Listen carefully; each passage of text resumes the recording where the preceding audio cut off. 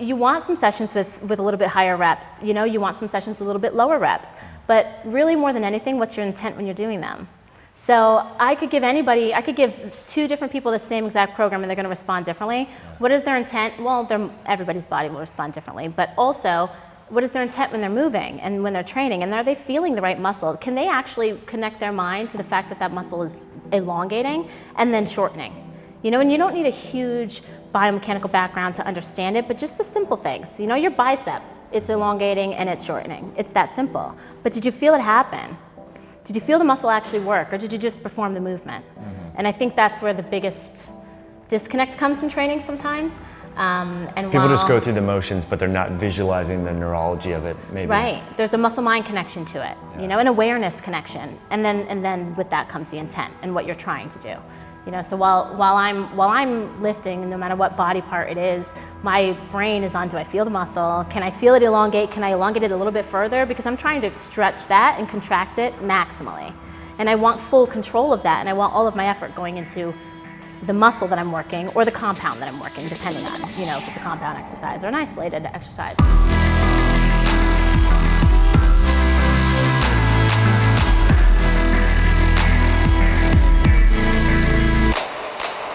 Welcome back to another show brought to you by our friends over at Joovv.com. The leaders in photobiomodulation, which is a big fancy way of talking about light therapy. It's a tool that I personally use. I've been really honest with you guys. I'll put links here and below to my Instagram account where I've used photobiomodulation to improve my testosterone levels. In this episode, we're going to talk a lot about fat loss, a lot of talk about sports performance and recovery with Dr. Christy. But if you're traveling this summer, traveling in the fall, this is the device that I personally use. So we filmed this in New York. As you know, I live on the West Coast. A 3-hour time change can mess with your body's circadian rhythm. So it's nice to have photobiomodulation light therapy first thing in the morning. It can help kickstart your body's circadian biology. And what's cool about the Joovv Go is you can spot treat. Dr. Christy, thanks so much for coming on the show. Thank you for having me. Great to be with you. This is awesome. Absolutely. Yeah, so we're right in Manhattan, 34th and Madison. Yeah, the heart of the city. My family and I went down to Union Park? Union Square. Union Square. Yes, that was really cool. Yeah. I've always wanted to be here like around Christmas time and all that. Yeah, so you'll see everything going on there. That whole park area becomes like this festive. They have all the little shops. And it's really cool. That's cool. It's really cool. So you're a chiropractor and you're also involved in like bodybuilding and figure and competing and things like that. I think it's great. You work with a lot of fitness athletes, bodybuilders and so forth. So I wanted to just kind of pick your brain because well, first of all, do you think like training at that level, competing, dieting down, we were kind of talking about this offline, it's maybe not the healthiest thing, but you can do it in a better manner. So how do you kind of like, when you're dieting, are you thinking about upping your salt and like getting real food and your microbiome and sleep? Like, are you incorporating all these practices to like maintain your health while you're competing? Definitely. There are a lot of things to take into consideration really, so it's hard to pick a spot and start at it. But I think the biggest thing in competing and trying to find a way to do it healthy is to find a way to do it naturally as best as you can, at least to whatever degree that may be for you and wherever your health status is, it's different for everybody. But finding a way to start from health, because if you start from a place where you have a bunch of nutritional deficiencies or a bunch of injuries, then you're going to start from a place where you're now just trying to catch up, right? And you're trying to build muscle and do it in the healthiest way possible. So the biggest thing for me is just making sure I'm healthy. So I start that process by blood work and make sure my blood work is good. We talked about, I do work with somebody else outside of just my own knowledge, and I cross-reference that blood work with, the other person too, just to make sure that on both ends we see it and I look like I'm in a good place. Like your endocrine system, thyroid, Chem24, just like the whole kit and caboodle. Make sure liver enzymes are good, make sure thyroid markers are good. If anything is in a bad place, you're going to be starting a deficiency somewhere, right? Sure.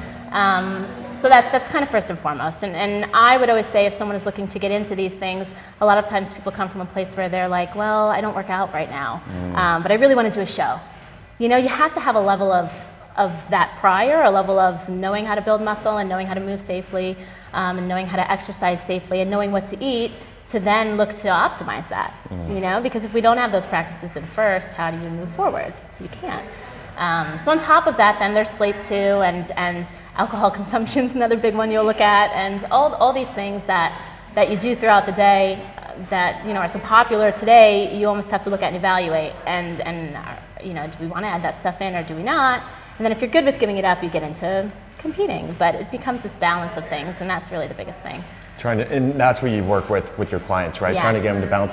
Do you find that people in the fitness space are incorporating a lot of the lifestyle stuff that we talk about in functional medicine, or is that catching on in that sphere, or? I would say catching on. Yeah. Definitely catching on. There were a lot of, when I first got into this, it was only a couple years ago as far as competing is concerned, and it was Instagram creates this visual for people, and a lot of it is what's cool and what's not cool at time, right? Yeah. And if it fits your macros is a huge one.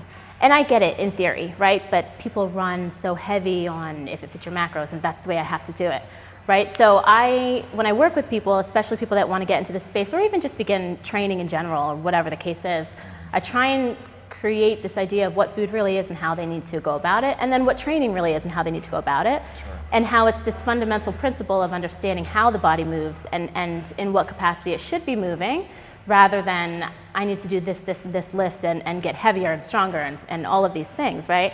If we don't actually understand what the biomechanics of a hip hinge are, most of your movements in the gym are going to be faulty, and then we're going to lead to so many issues on top of that.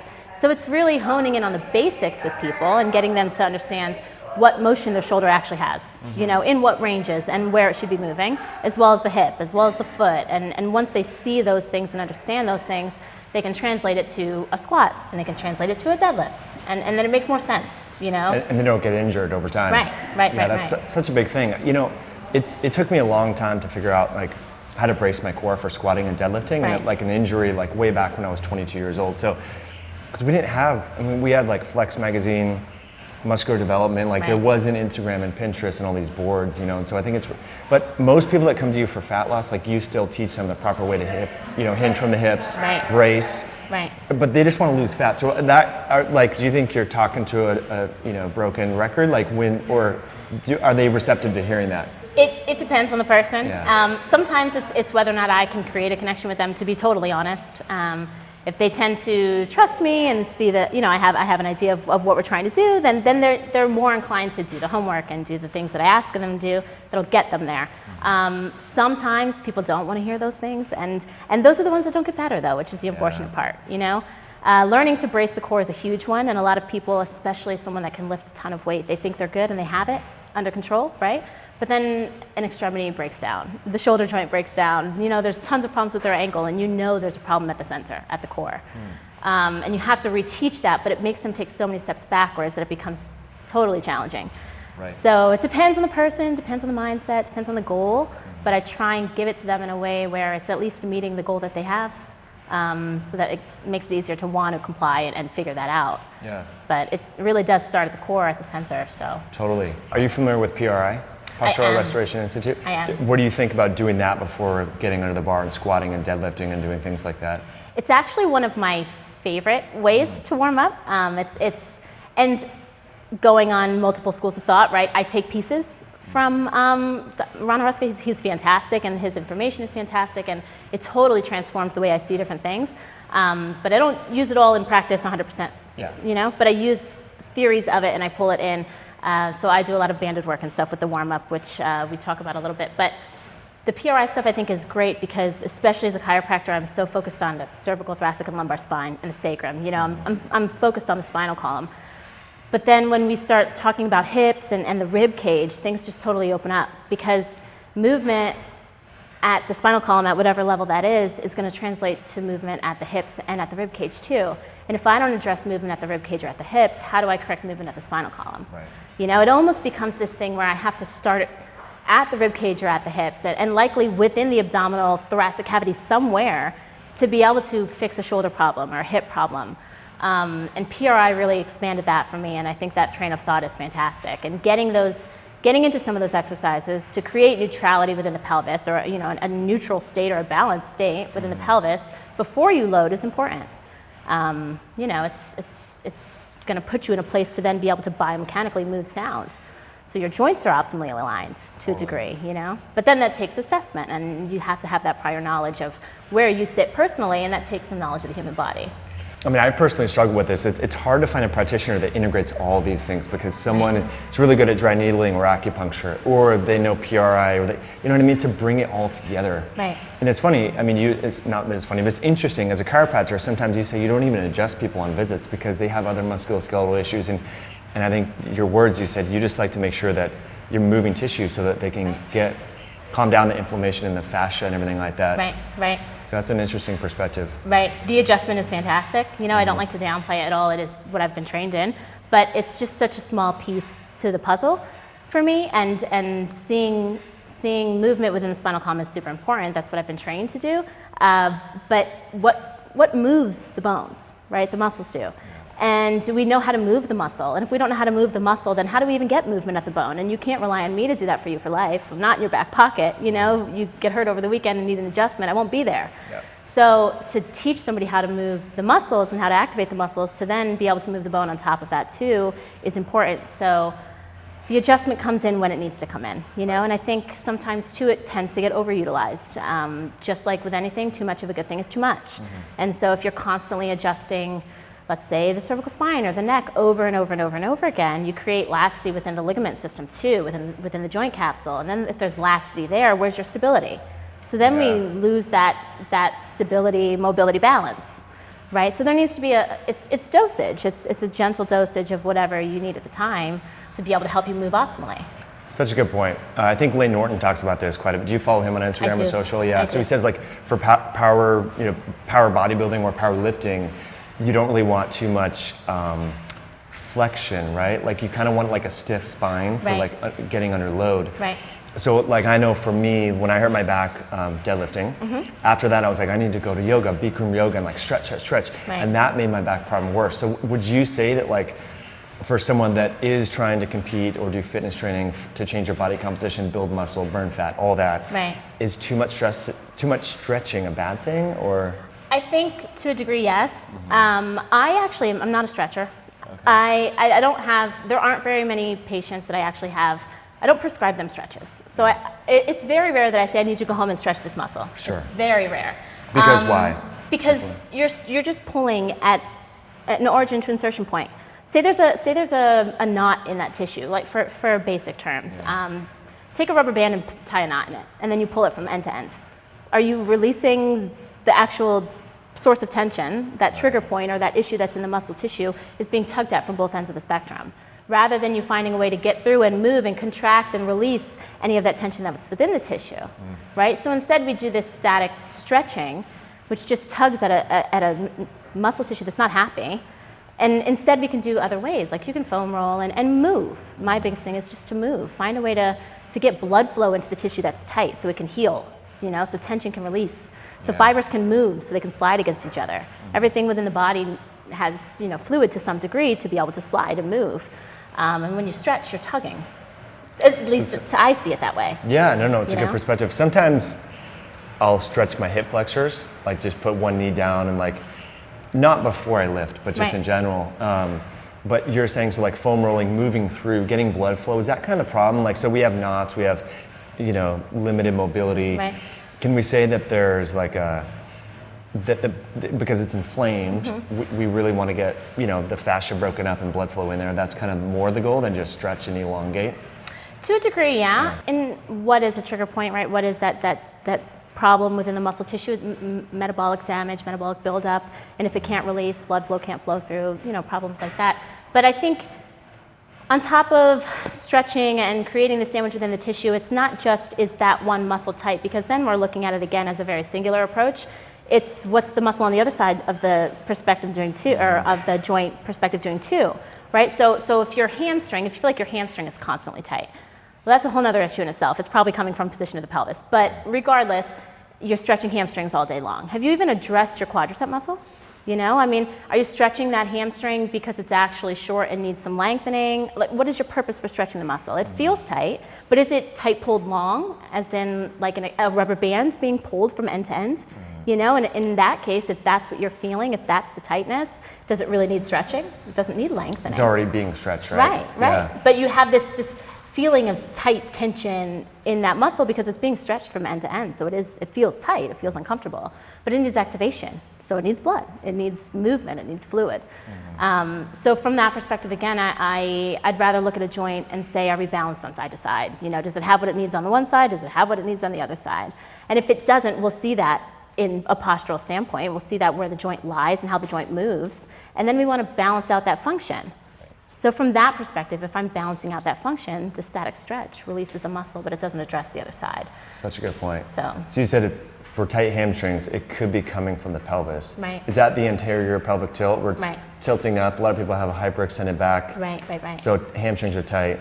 They feel tight, right? They feel tight. And then, it's funny, like you talk to people at the gym or something. This guy, I used to see him all the time when I would deadlift. He was like, oh yeah, and he was like, well, you know, why are you doing things this way? I'm like, why? I like to sumo because I've hurt my back before doing Romanian. Right. It's like, oh, you just need to stretch your hamstrings, dude. I'm like, oh man, you know. Not a good so a lot idea. of people like have this perception. Right. But so for people that do have limited mobility, anterior pelvic tilt, like, and they're trying to get stronger, would you suggest like more unilateral type stuff, like one-legged deadlifts, stiff-legged deadlifts on one side, one-legged, you know, Bulgarian split squats, like things like that, or? Well, I think single leg training should be in anybody's regimen because we are on a single leg all day long when we walk. You know, we are literally on one leg, all of our weight.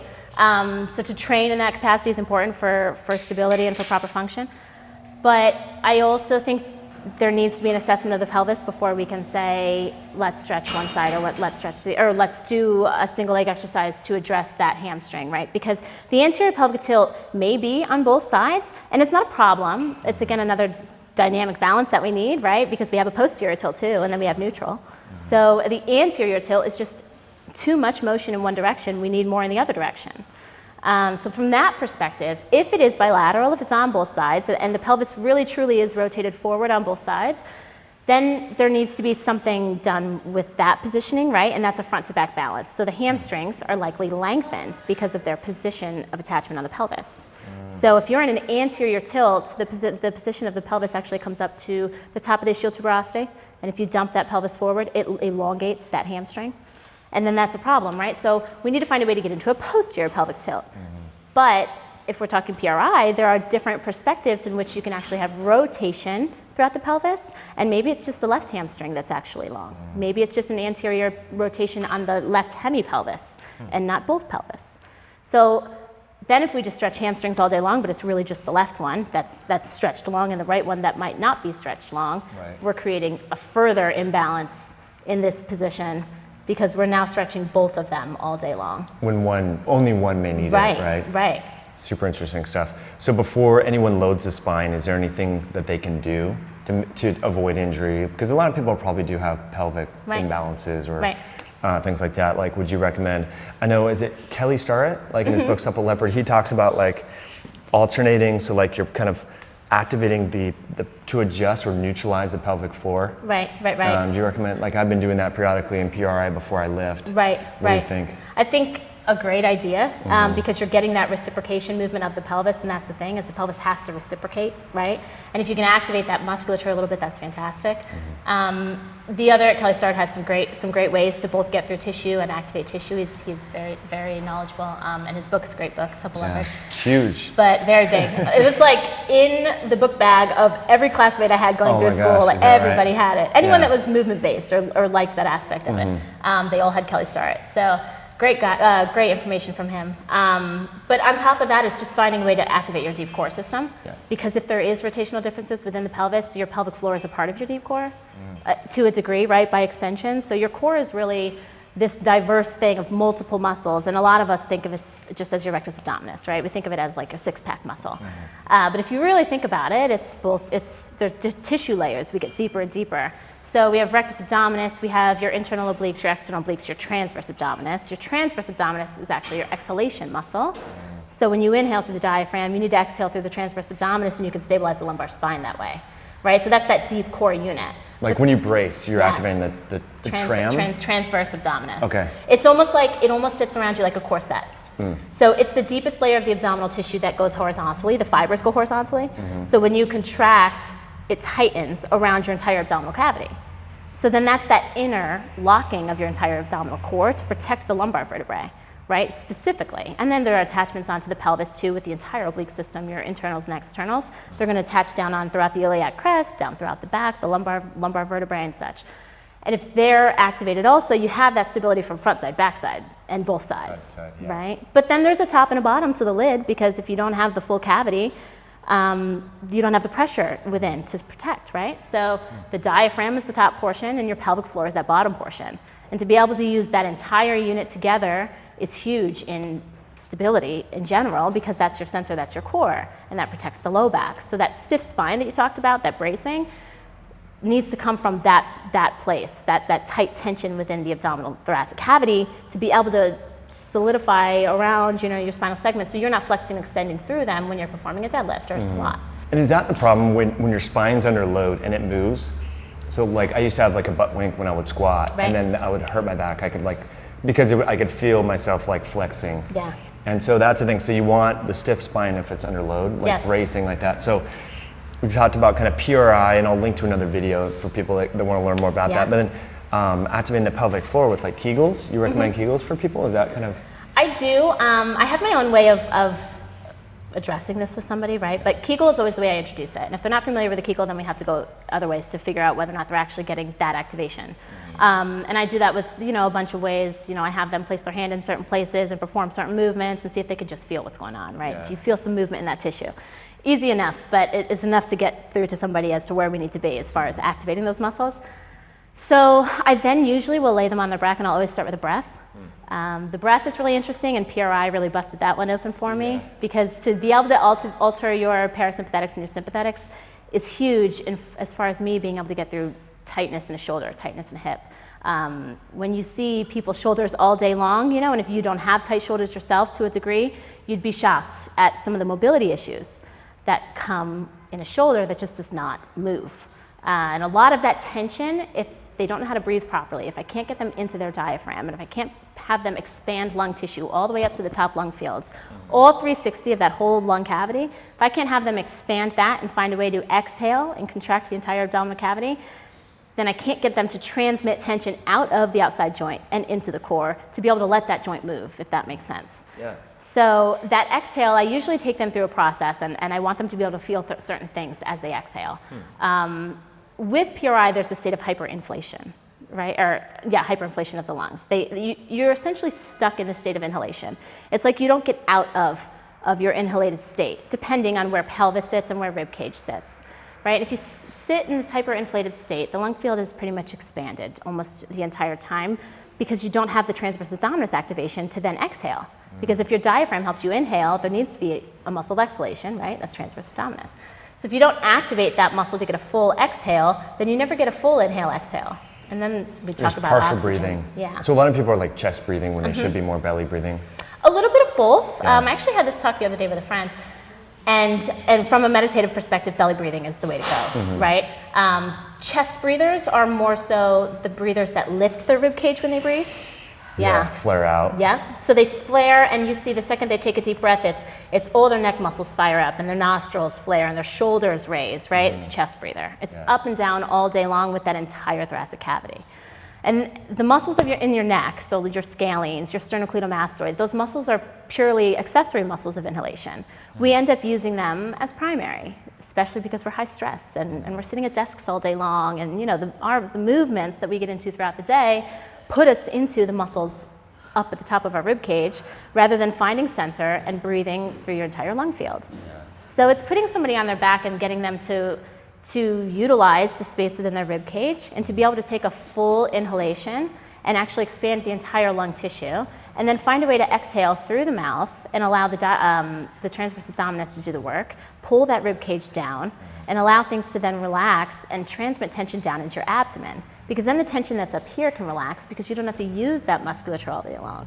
You know, and there are neurological components to this, like the phrenic nerve and the vagus nerve, and releasing some of the tension within the two, balancing that system back out to create this parasympathetic response, and to where the outside joint or your extremity joints can then release and relax.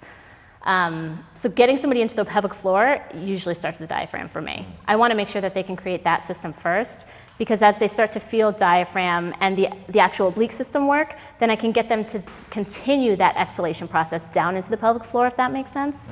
But if they don't get a full exhale, they almost have a hard time getting down there, if that makes, like I almost can't get them to contract those muscles. Interesting. So that's how like being a chest breather could lead to shoulder pain or mobility issues within the shoulder joint, because you're, it's just translating this tension kind of all up in here. Right. Interesting. And different muscle tension up there. You know, what's tight ends up leading into internal rotation and impingement problems. Huh. And is there a correlation then with like sleep apnea? Because you know, I see a lot of the, not a lot, quite a few of the men at least, you know, in the powerlifting, bodybuilding space with like huge neck and traps and so forth. Could that be from like just chest breathing and really? Right. My studies on this should probably be a little bit more in depth as far as what I know in the scientific literature per se, but from a practical perspective and what I see with people, when I get them to breathe diaphragmatically, I see some crazy changes happen. And it's not always issue related, it's not always symptom related. So they may come in with this pain, and that might be a pain I can clear in a couple of visits, but just off of the first getting them into their diaphragm and having them breathe that way, they start to notice other things about their body. They're like, I feel thoracic segments in my back move. Like, you know, there's movement happening back there, and they've never felt that before. So then that leads to where the neurological component comes out at the neck, your jugular foramen, right? Your vagus nerve is going to come out throughout there, and as well as your spinal accessory nerve that'll activate the traps. And at that, it's again this thought of compression, where the compression lies. And if you're super tight and super tense up here, and all your compression is up there, the nerve that travels through, it's like an electrical cable. If there's a break in that nerve or compression in that wire, then you're not going to get a clear signal. Same thing happens with compression in the muscles and the nerves. You compress that up there, then you're not going to get a clear signal, and you're not going to be able to relax because that nerve is just caught up in there. There's no relaxation happening when there's compression. Interesting. So, with that in mind, do you recommend people avoid training traps until they relearn how to breathe properly diaphragmatically? Because I know, like when I would train traps, I'd always have an injury. Like after, like my bicep would start to hurt with my back and all this. And a buddy of mine, Jeff Lecoven, was like, yeah, because most people are like, you know, just compressed like this. And so, and we see a lot of men, you know, shrugging with like hundreds of pounds and so forth. What are your thoughts on training traps? For my purposes and for most purposes of people that I work with, traps are not part of the program. Yeah, you're going to train them in almost anything else. When you lift overhead, your scapula has to upwardly rotate. If your scapula has to upwardly rotate, your upper trap is doing that. So you're training that functionally. But when you shrug your shoulders, we shrug all day long, you know? And some people may need that trap activation, so that's not to say it doesn't have a place. It certainly does. I just think that you can reach that in a different manner, at least for me. You know, we get into the bigger bodybuilders, and they might need a little bit more upper trap, and that changes things. But to a degree, that also takes us out of our ability to depress the scapula and drop it down. And given the way that we are all day long, that skill is difficult for people. It's very difficult to find lower traps and to find serratus anterior and to get ways to bring the scapula down and back. So to get people to feel that is very difficult. So breathing first and foremost, not even for an upper trap perspective, honestly, for an all-purpose training perspective, because it's core. Again, you know? Interesting. It's getting that activation. Compressing the scapula like that, do you recommend that before doing a pull-up? So again, well, there needs to be a degree of balance there too. And if you start from an extremely depressed state, then we lose neutrality. So you don't want to be so pulled down. Well, I don't ever usually see people so depressed. From a scapular perspective, it's probably a lat or something that's pulling that whole joint down per se. But in moving that scapula before a pull-up, I would say you want to, it's a posterior tilt per se. So you're not forward with the shoulder, but you are down and back, and that comes with creating posterior tilt of the scap and a little bit of depression, right? But you want it to have the ability to then move as you're pulling. So you want to almost start in a little bit of serratus anterior activation as that scap comes around the rib cage, right? Because as you hang, you don't want to be up in your shoulders don't want to be up in your ears. So you want some depression, but you also need some protraction. You need that serratus anterior to pull it around the rib cage a little bit. So then you can come back into rhomboid as you pull that pull up, right? Because that serratus rhomboid sling is really what drives the scap movement in a pull up.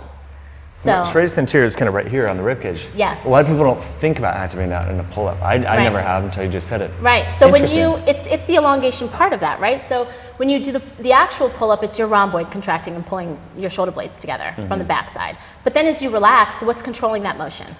Yeah, the eccentric part. Right? And the release of the rhomboid is important, but your serratus then has to protract the scapula around the rib cage. Otherwise, all you're doing is releasing from that rhomboid, and there's no balance on the other end. We don't have the other muscle doing its job. Interesting. That's a really good tip. So I like that.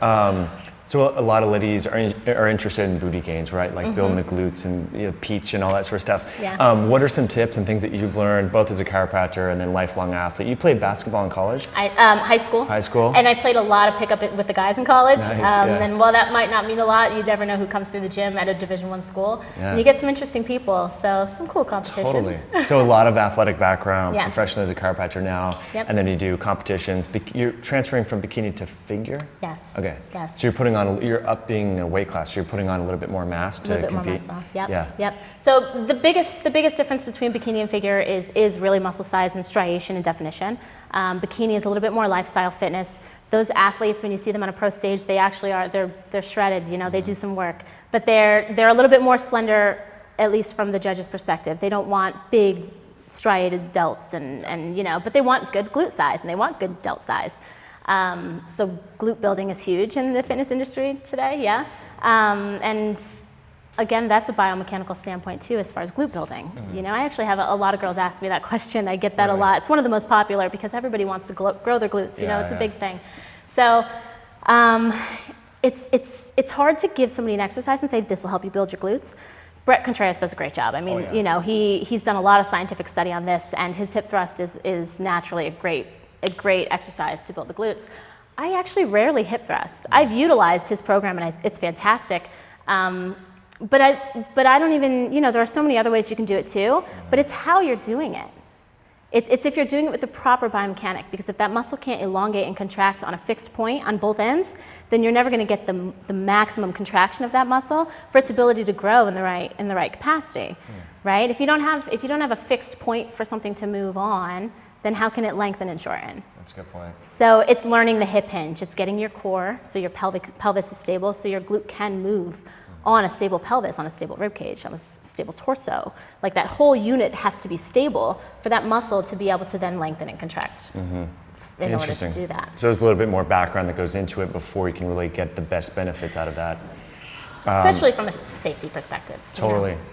I see a lot of women in the gym doing like higher volume, like more higher repetitions, right? They want to add mass to this muscle, but they're going about it from like an endurance perspective. Do you think that like volume obviously is key, probably in frequency and so forth, but like do you need to like really kind of fail at like 6 to 8 reps to hit the glutes hard? I mean, is there like again, mostly women are using bands and things like that, like 25, 30 reps. I think the burn is going to translate into hypertrophy. What are your thoughts there? It has its place. So that the burn, the hypertrophy chase, I mean, I bodybuild, so I can't say I don't love it because the burn is, you're in there for the burn. You want to feel that response, that lactic acid buildup. That's, if you like to train, that's what you like. From a bodybuilding perspective, But there needs to be variety. We really talk about that in all the systems. So I feel like a broken record saying this over and over again, but there needs to be variety. So you want some sessions with a little bit higher reps. You want some sessions with a little bit lower reps. But really, more than anything, what's your intent when you're doing them? So I could give 2 different people the same exact program and they're going to respond differently. What is their intent? Well, everybody's body will respond differently. But also, what is their intent when they're moving and when they're training? And are they feeling the right muscle? Can they actually connect their mind to the fact that that muscle is elongating and then shortening? And you don't need a huge biomechanical background to understand it, but just the simple things. Your bicep, it's elongating and it's shortening. It's that simple. But did you feel it happen? Did you feel the muscle actually work, or did you just perform the movement? And I think that's where the biggest disconnect comes in training sometimes. And people just go through the motions, but they're not visualizing the neurology of it, maybe. Right. There's a muscle-mind connection to it, an awareness connection, and then with that comes the intent and what you're trying to do. So while I'm lifting, no matter what body part it is, my brain is on, do I feel the muscle? Can I feel it elongate? Can I elongate it a little bit further? Because I'm trying to stretch that and contract it maximally. And I want full control of that, and I want all of my effort going into the muscle that I'm working or the compound that I'm working, depending on, if it's a compound exercise or an isolated exercise. But my focus is on that and on optimizing that. So exercises are great and rep set schemes are great. But until you can get to a place where you have that type of control, it's almost all, you know, you may produce some better results with a little bit of a higher rep range or a little bit of a lower rep range, but there needs to be variability on top of that, and then how you respond to that is how you train. How long after being in the field did you come to that awareness? Because I think that's like a next level step. A lot of people are just going through the motions, right? And not really totally cognizant of that brain to muscle connection and so on. Do you like to teach that up front so people are just right out of the gate? I do try to. It's difficult, I will say. Because they're just getting used to it, right? Yeah. It's really hard, but it also comes from a stability perspective. So the more that I can get somebody to understand the concepts of stability, then the easier it is to get them to feel something, because it's again that fixed point. How do you feel it if it's moving around in space and you can barely locate it yourself? You know, you need to have it come from a stable place. And if I can get them to a place of stability, and then I do a couple of tweaks and I have them do it one way, and then I change it and I have it do it another way, it's the second they notice that and they feel it, they're like, oh my God, I can't believe that happened. The easiest one I say is, let's go do a tricep push down, right? Something easy, something that everybody knows how to do. And I'll say, go over and stand up there and pull the cable, do a tricep push down however you would, right? And I'll say, what did you feel? And they're like, you know, I think it was working. And I'm like, okay, well, let's try something. So then I ground them from the floor, and I just have them get a good foot stance. You know, nothing crazy, because teaching arch activation is another thing in itself. So I just have them get a good placement on the floor, feel the floor with their foot, and then I get them into a good core stability position, and I have them hinge from the hips a little bit, and then I have them externally rotate at both of the kind of elbow up area from the humerus, from the arm bone, just to tension the shoulder joint, and then I have them perform the movement. And then I ask them if they can feel their tricep 10 times more, and 3 reps in, they're already like, oh my God, I can't believe burning, it. Yeah, that's great. And it's a huge change just with some positional changes. And now your efficiency to that muscle is, you know, at least double what it was prior. Yeah, that's a good point. Yeah, I mean, you see people that are new to training, they're kind of like using their lats and and so it's like if you're trying to exercise your arms, you're involving all these accessory muscles, which might be okay if that's your goal, but really that brain to muscle connection. Ben Pakulski, do you follow his work? He talks about that a lot. I'm not super familiar with him, but I have heard some of his work, yes. Okay. Yes. Yeah, he even advises people, and we're going to meet with him in a couple of days, but to close their eyes and visualize. And it's hard to do that with a deadlift or squat, you know, but like for accessories, it's easy to do. Yeah. And then once you're more aware of that, I feel like those neuronal pathways tend to neurons that fire together, wire together, and so forth. So interesting. All right, so you're going up in a weight class. What are you doing to put on muscle but not like put on too much fat? Is there like, what's your, in short? So it's slowly adding calories. I am supposed to be a certain weight by the end of the year, ideally, just to know that I've gotten to a good place, right? As far as muscle tissue is concerned, I usually get monthly caliper tests. Okay. I use calipers with my coach, and he'll just do a body fat scan just to make sure I'm in a good place and I haven't gained too much. 15 to 17% is a good healthy weight for me, and that's about where I am now, and that's where I'll stay relatively close to until I start cutting back down again, so that I don't have to create such a big deficit, right? I'm still kind of right there. And again, it's just not stressing the metabolic system too much. So I'm gonna have to diet down very low, but the ability to stay relatively lean means I don't have to cut too much body fat. I like that perspective for me. Everybody's different. Some people like to add more, and that's fine.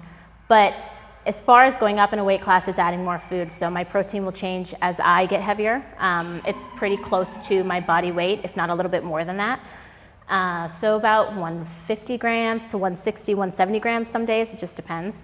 And then it's adding carbs at a very slow interval. So I'll start with maybe 2 meals a day, which is where I was a couple of weeks ago, of carbs out of my 6 meals that I'll eat throughout the day.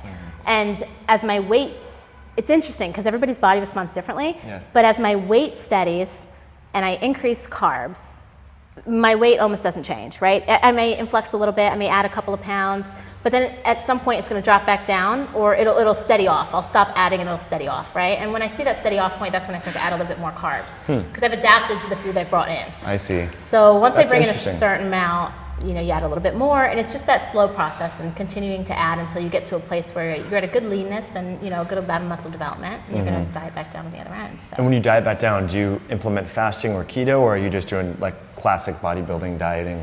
It's very, You know, that actually changes too, because it'll depend on how my body is at the time. Every now and then my coach throws in some ketogenic type approaches, but rudiment, not to any crazy drastic degree, just maybe for a little while I'm off carbs to a certain extent. I'm a little bit more moderate to low carb and a little bit higher fat to kind of let my hormones regulate a little bit, feel a little bit better. Usually it's a feeling thing. So if you're feeling a little bit better off of that, then we stay with it. If not, we'll go back to a different approach or find another way to do that. But for the most part, it's really steady. I try not to stress the body too much. We take away carbs when we need to and add protein as we need to, and the fat will stay relatively same and begin to drop as I get lower into the dieting phase. But it changes and it's different, and it's hard to say because it'll depend on how I feel at the time too, and every prep is different. So I've never had two preps the same. Interesting. That's because the body's never the same. Like in this moment, your body's never going to be exactly like this, right? What would you say is kind of like a final question here? What I see in the fitness world is some people get diet down, they're super lean, and then they like rebound and gain a bunch of weight, right? And then I think that really affects their mentality, self-esteem, and everything like that. Like, how could you avoid some of that weight regain, and what's like causing that? Right. You know, I've been through that one myself, so I can speak on it from experience and from seeing other people go through it. But the constant state of not having the things that you want, you know, the constant state of deprivation, and you get mentally like, oh, I can't have that. Mentally is huge. Mentally is huge, but also your body starts to crave things, you know. But to me, that's a mental control that you can have. So that's person dependent, you know. I mean, I mentally will be like, I'm good. I have a goal. I know where I'm going. You know, I don't need it. It's fine. But if that breaks a little bit, then you're so easy to tip on the other edge of the scale. But it's that long-term deprivation that becomes this thing when it's post-show and you don't have a goal in mind, you lose that sight of what you want. It's so much easier to eat whatever it is that you see because you don't have a restriction anymore, you don't have a goal anymore, and your body is craving everything. So when you get out of a diet phase and you're starting to then add food, your metabolism's on fire and you just want to eat. You want to eat everything. So it's a little bit of, you know, the processes that are happening within, but then it's also mental too, because you've been so restricted for so long. Yeah, and the second you start, like I said, the second you start refeeding, your metabolism is on fire. So I almost think the post-show phase is more difficult than the pre-show phase, than the pre-contest prep. Pre-contest prep, if you're doing it and you know you're into it and you know what you're doing, you know where your goal is, you know where you need to go. You know, it just becomes a matter of you're just putting in the work to get where you need to be. And then the post-show is totally different. You know, the goal goes away depending on the person, and you add in back food, and your metabolism's on fire, and you want more, and you want more. So that creates this problem and this binging issue. But being prepared for that ahead of time is huge, and not letting it happen when it comes. Yeah, you know, is having that a plan. Do coaches warn you about that? Like, hey, okay. Yeah, and they always try and devise a plan to come out of it. The good coaches do. So if you have a good coach, they're going to have a discussion with you about what can happen post-show, and then they're going to have a plan as far as what to get you out of, so that you can slowly add the food back in at a good moderate rate. It doesn't have to be super slow, but it shouldn't be too fast. There should be a balance to how fast it comes back in. That's again different for everybody. Whether it's a couple of weeks and they're able to put it back on fast, it's different for everybody. But the coach is again that guide that helps you not Who's go been too there fast. before and knows the reps. Yep. What would you say for like the average person who eats pretty clean, trains pretty hard and stuff like that? Like, should they have a cheat day once a week? Like I know I like have like on the weekends usually like more calories, more carbs than normal. Right. Do you think having that flexibility is important for just maintaining an even consistency over the long haul? I do definitely think that you need to have some sort of normalization to your diet habits, right? You need to be able to let yourself have what it is that you crave to whatever degree that is, you know, in moderation, of course, but that allows you the ability to do it again in moderation. And if you constantly, I really avoid the cheat term just because it creates that mental problem for people, you know, and then they're like, oh, well, I can only cheat once a week and every other day I have to be super strict, rather than just see it as, I'm good, I feel good, everything is fine, you know, it's time to have some french fries and a burger, or, you know, whatever the case is. Bring that in when the body is ready for it, when you're ravenous and your metabolism is on fire and you're going to utilize whatever that cheat may be for you. And then normally the next day you can get back on the right track. But if you look at it as this cheat, and you know, some people will do like a whole day, and it just becomes this all-out cheat, and then they can't get back to where they need to be, rather than just allowing yourself that flexibility every now and then. You know, I know one of the little tidbits myself, I would have some dark chocolate relatively frequently throughout my prep. At night, if I needed sweets, I would just go to dark chocolate. I love dark chocolate, so it's easy for me. But I never felt deprived. You know, I got a treat. I got the treat at the end of the day. I got whatever it was that I needed, and I didn't feel deprived.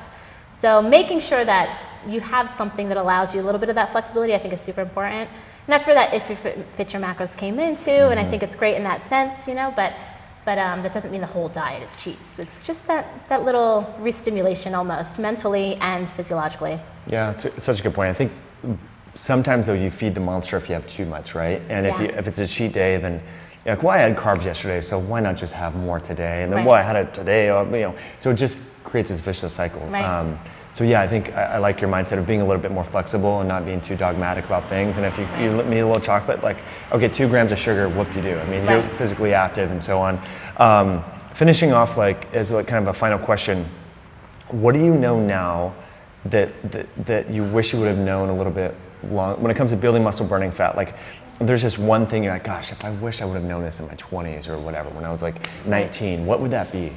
It would honestly be to strength train, regardless of cardio, regardless of as far as burning fat is concerned, it would be to lift well with intention and, you know, with the appropriate form and function, and doing it with intent and challenging the body. And we talked about me being a basketball player in the past. Had I done that in high school, even my capabilities of on the basketball court would have blown through the roof just with that strength stimulus, because it creates power and, you know, all of the things that you get from strength training. I would have started it much earlier. Do you think women are scared of it because they fear that they're going to get massive? I do. I think the fear of getting big and then the fear of not knowing what to do is another thing too. And, you know, because to a degree when I started, of course, I'd walk into the gym and maybe be a little intimidated. You know, you're the only girl probably picking up a dumbbell on the dumbbell rack. As far as the mass is concerned, most of them are men.